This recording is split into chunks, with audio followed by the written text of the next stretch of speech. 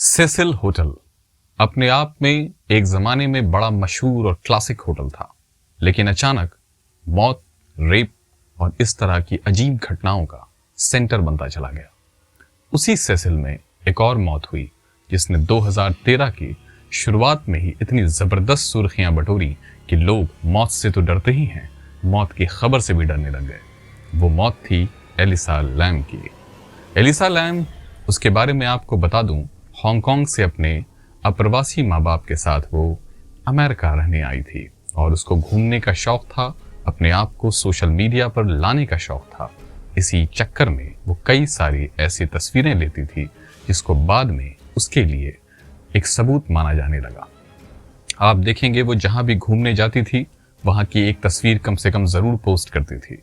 इसीलिए उसने अपने आप को ज्यादा से ज्यादा एक्सप्रेस करने के लिए ब्लॉग स्पॉट पर अपना एक ब्लॉग लिखना शुरू किया और हमेशा ही उस पे कुछ न कुछ वो ऐसा लिखती थी जिससे समझ में आता था कि वो या तो दिशाहीन हो गई है या वो किसी भी वजह से डिस्टर्ब जरूर है। उसकी जिंदगी एक मिस्टीरियस जिंदगी बनती जा रही थी। कई बार उसके पेरेंट्स ने भी कहा कि उन्हें भी पता नहीं होता था कि वो कहाँ आ जा रही है। लेकिन अभी हम बात करने वाले हैं एलिसा लैम के उस मौत की जिसकी गुत्थी सुलझाए नहीं सुलझ रही है। एलएपीडी यानी अमेरिकन पुलिस जो अपने आप में परफेक्ट मानी जाती है, सबूत लाने में, सबूत जमा करने में, मुजरिमों को पकड़ने में, सजाएं दिलाने में, कोर्ट के सामने लाने में उसका कोई जवाब नहीं है। लेकिन इस केस में वो भी कहीं ना कहीं गेस वर्क पे, स्पेक्यूलेशंस पे ही काम कर रही है।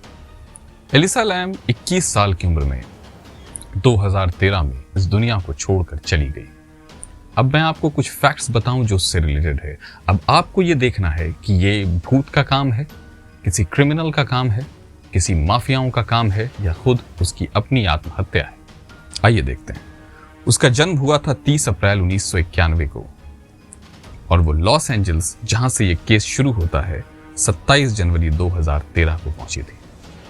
आप समझने की कोशिश कीजिए। लास्ट सीन यानी कि जब उसको आखिरी बार और अंतिम बार देखा गया, वो तारीख थी 31 जनवरी यानी 4 दिनों के बाद। और 19 फरवरी 2013 को उसको पाया गया और 1 फरवरी 2013 को जब उसकी सारी ऑटोप्सी की गई तो पता लगा कि 1 फरवरी को ही उसकी मौत हो गई थी। आप कुछ तस्वीरों में देखिएगा, जब वो उसकी जो तस्वीरें आखिरी में अंतिम में जो आई हैं, वो जब एक खास किस्म के, जब एलिवेटर से वो निकल रही है तो खास किस्म के अलंकारों में है। वो कभी झांकती है, कभी पीछे हटती है, आप तस्वीरों में देख सकते हैं। और वो इस तरह से डरी हुई जैसे लगता है कोई उसको मार रहा है।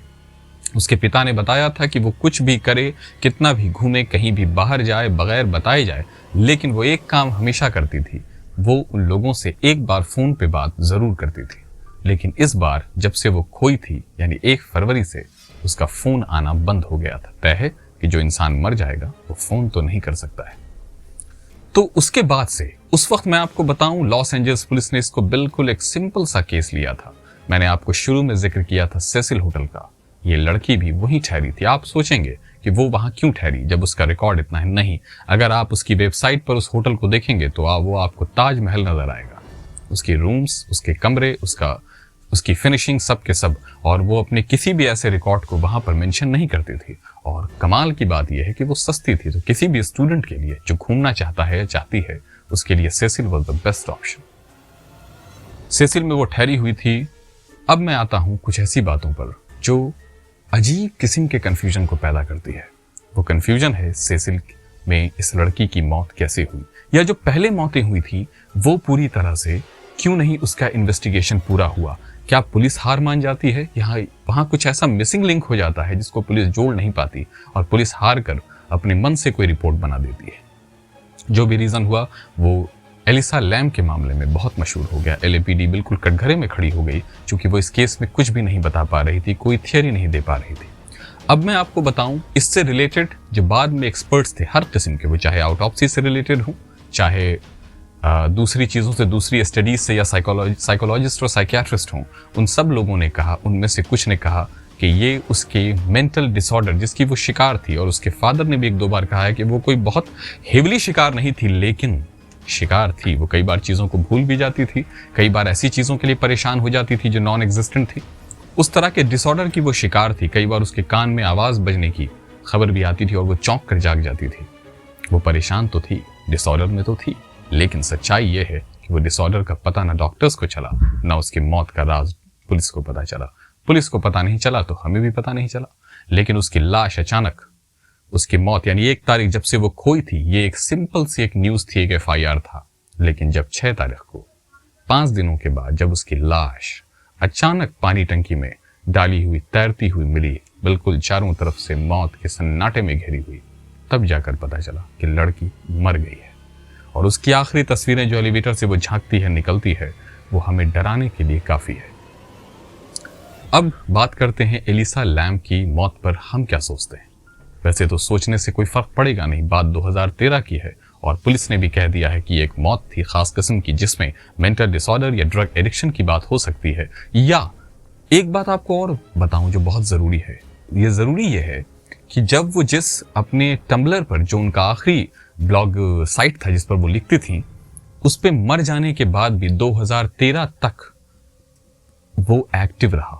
उस पे कभी कभी कोई अजीब किस्म की मिस्टीरियस रहस्यवादी तस्वीरें अपलोड हो जाती थी, वो फिर डिलीट हो जाती थी, फिर रह जाती थी, लेकिन वो उसके 2013 के बाद खत्म हो गया। अब आप सोचिए, अगर उस अकाउंट को चलाने वाला अकाउंट होल्डर मर गया है तो उसको चला कौन रहा है? वही भूत या वही कातिल जिसने एलिसा लैम को मारकर पानी में उसकी लाश को फेंक दिया। और पूरे होटल में जब उसके पानी से गंदगी आने लगी तो लोगों ने शिकायत की, तब जाकर पूरा रूम ढूंढ लिया गया था। लॉस एंजल्स पुलिस ने कहा कि हमारे पास कोई सबूत नहीं था कि हम एक एक कोने को झांकते, क्योंकि हमें क्राइम कमिटेड नहीं लग रहा था लड़की कहीं चली गई है। लेकिन जब पानी गंदा आने लगा टंकी से और लोगों ने शिकायत की मैनेजमेंट को होटल के, तब जाकर पुलिस ने देखा तो लाश उसके अंदर थी और अपनी जिंदगी खो चुकी थी। यह था एलिसा लैम का केस। अब जो मसले आते हैं, जो हमें लगता है, वो ये मामला है कि अगर आप बिलीव इट और नॉट, यानी भूत प्रेत आत्माओं और चुड़ैलों पर भरोसा करते हैं, तो आप ये कह सकते हैं कि हाँ, इसके पीछे वही कारण होगा। अगर आप इस पर बिल्कुल भरोसा नहीं करते हमारी तरह, तो आप कहेंगे कि इसके पीछे कोई क्रिमिनल या माफिया होगा। लेकिन सबूत दोनों में से किसी का नहीं है और सबूत दोनों में से दोनों का है। आइए आगे आने वाले कुछ एपिसोड्स में हम आपको और भी किस्से सुनाएंगे, लेकिन अगर आपने इस पर रिएक्शन अच्छा किया, आपने कमेंट्स में हमें बताया कि हाँ आपको ये पसंद आया है और हमें इस सीरीज को आगे बढ़ाना चाहिए, तो हम ऐसी कई घटनाएं, ऐसी कई कहानियां आपके सामने लाएंगे जो आपके दिलो दिमाग और मान्यताओं को झकझोर के रख देंगी। बने रहिए पहल भारत पर। सब्सक्रिप्शन, लाइक और कमेंट हमें हौसला अफजाई के लिए देते रहिए।